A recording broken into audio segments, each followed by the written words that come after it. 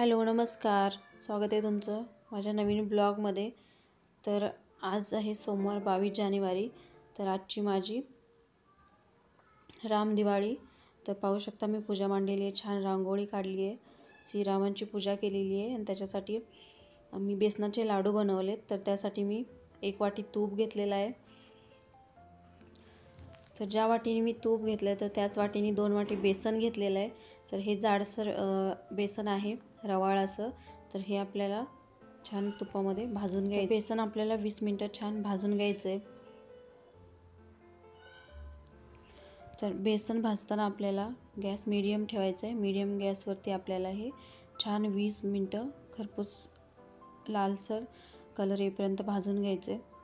तर मी छान 20 मिनिटं ह्याला बेसनाला भाजून घेतलं आहे। याच्याऐवजी तुम्ही डाळही बारीक चणा डाळ वाटून बनवू शकता। तर मी हे थंड करायला ठेवलं होतं एक अर्धा तास। तर कोमट झालं आहे। तर कोमट असतानाच आपल्याला याच्यामध्ये पिठी साखर घालायची आहे। तर ज्या वाटीने मी तूप बेसन मोजून घेतलं होतं त्याच वाटीने 1.5 वाटी पिठी साखर घेतलेली आहे।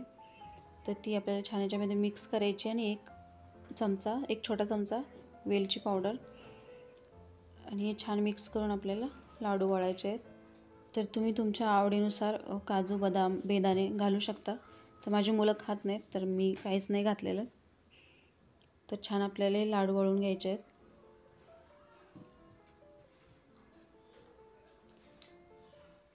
व्हिडिओ आवडला तर लाईक शेअर सबस्क्राईब करा।